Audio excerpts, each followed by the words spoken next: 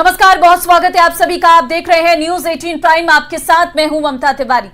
नमस्कार, मैं हूं आपके साथ हेमंत कुमार। और चलिए खबरों की शुरुआत करेंगे। ईरान के राष्ट्रपति इब्राहिम रईसी की मौत की गुत्थी उलझी हुई है। अजरबैजान से 3 हेलीकॉप्टर्स का उड़ना, 2 का सुरक्षित लैंड करना और 1 का अचानक लापता हो जाना एक ऐसा सवाल है जिसका जवाब ईरान की सुरक्षा एजेंसियां भी नहीं ढूंढ पा रही हैं। ये रिपोर्ट देखिए।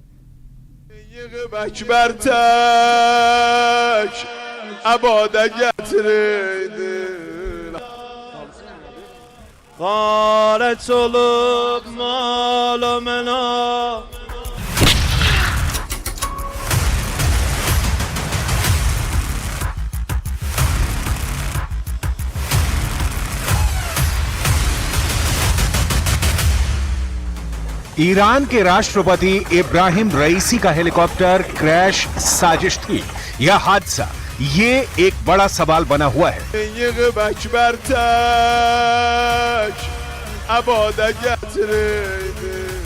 ईरान खुद ये मान रहा है कि अगर यह हत्या है तो इसमें इजरायल का हाथ हो सकता है।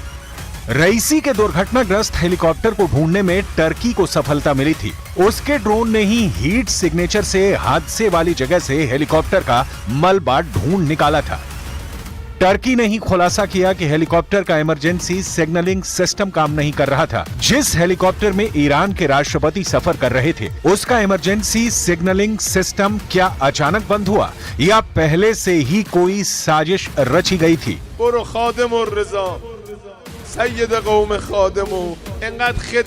अजरबैजान से 3 हेलीकॉप्टरों का उड़ना, 2 का सुरक्षित लैंड करना और 1 का अचानक लापता हो जाना एक ऐसा सवाल है जिसका जवाब ईरान की सुरक्षा एजेंसियां भी नहीं ढूंढ पा रही।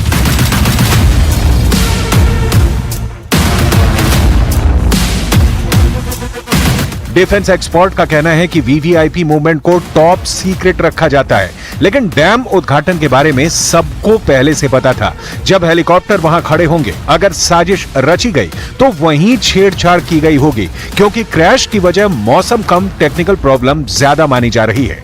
तो क्या ये इंटरनेशनल साजिश थी या ईरान के अंदर ही रईसी का दुश्मन मौजूद है? दरअसल ईरान की राजनीति इस समय एक अलग ही दौर से गुजर रही है। ईरान के सुप्रीम लीडर खामनेई का बेटा रईसी का सबसे बड़ा प्रतिद्वंदी माना जा रहा था। ऐसे में सवाल ये भी उठ रहा है कि क्या खामनेई के बेटे की उम्मीदवारी रईसी की जान पर भारी पड़ गई? रक्षा विशेषज्ञों की ओर से यह तर्क भी दिया जा रहा है कि रईसी की मौत के बाद अब खामनेई का बेटा मोस्तबा राष्ट्रपति पद के अकेले उम्मीदवार है। रईसी इकलौते ऐसे नेता थे जिन्होंने खामनेई के बेटे को चुनौती दी है। दूसरी तरफ ईरान की लीडरशिप का सीधा मुकाबला इजरायल और अमेरिका से भी हो रहा है। दोनों कैंप एक दूसरे को एक आंख भी नहीं पसंद करते। एक तरफ बाइडन, नेतन्याहू और उनके नाटो की मंडली है,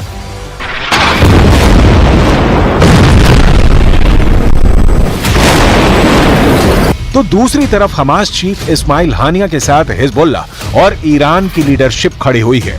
इनके साथ रूस भी है और चीन भी खड़ा है। ईरान के मुद्दे पर मुस्लिम देश भी बंट चुके हैं। यूएई, कतर, अजरबैजान जैसे देश इजरायल के साथ हैं और टर्की ईरान के साथ खड़ा है। सऊदी अरब भी गाजा के मसले पर ईरान को बैकडोर से सपोर्ट कर रहा है।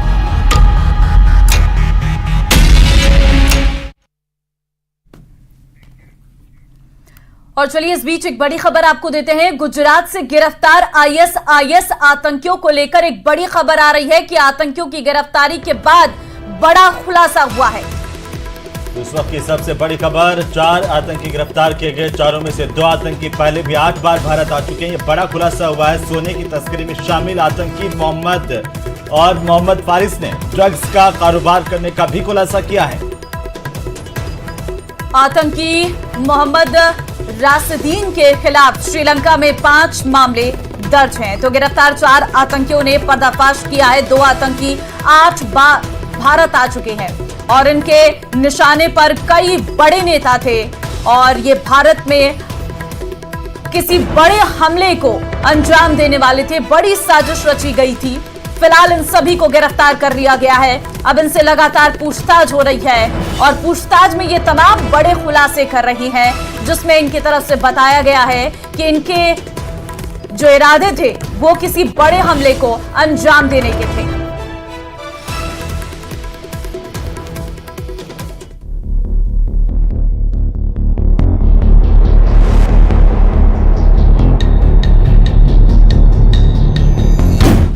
देश में लोकसभा चुनाव चल रहे हैं और देश के दुश्मन हिंदुस्तान में खून बहाने की साजिश रच रहे हैं।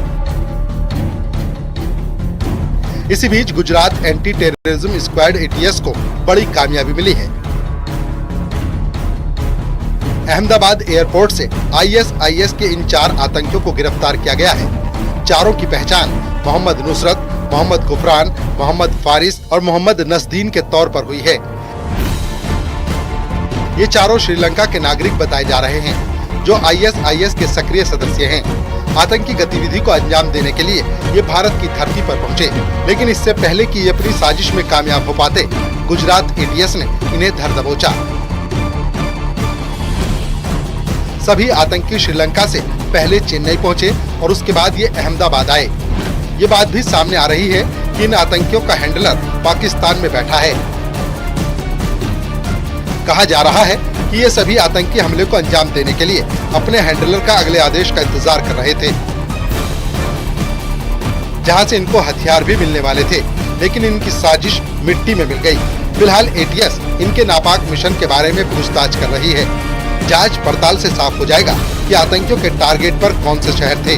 आतंकियों के अहमदाबाद से पकड़े जाने के बाद गुजरात पुलिस अलर्ट मोड में आ गई है। आतंकवादी प्रतिबंधित संस्था इस्लामिक स्टेटના સક્રિય સભ્યો છે અને એ 4 લોકો સંપૂર્ણપણે આઈસિસની જે આઈડિયોલોજી છે એ આઈડિયોલોજીમાં રેડિકલાઇઝ થઈ ગયા છે। पिछले साल अगस्त में भी ATS ने अलकायदा से संबंधों के आरोप में राजकोट से 3 लोगों को गिरफ्तार किया था। आतंकी संगठन ISIS भारत में अपने पैर पसारने के लिए काफी वक्त से कोशिश कर रहा है, लेकिन सुरक्षा एजेंसियों की मुस्तैदी से इनके मंसूबों पर तगड़ा प्रहार हो रहा है। Bureau report, news 18।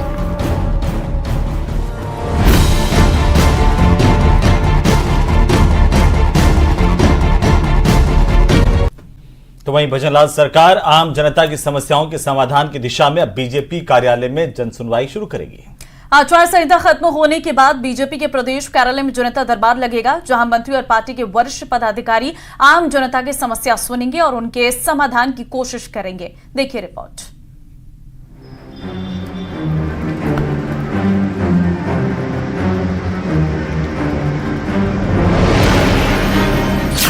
जनता दरबार लगाएगी भजनलाल सरकार। बीजेपी कार्यालय में रोजाना जनसुनवाई होगी। मंत्री पदाधिकारी करेंगे जनसुनवाई। जनता की समस्याओं का होगा निपटारा।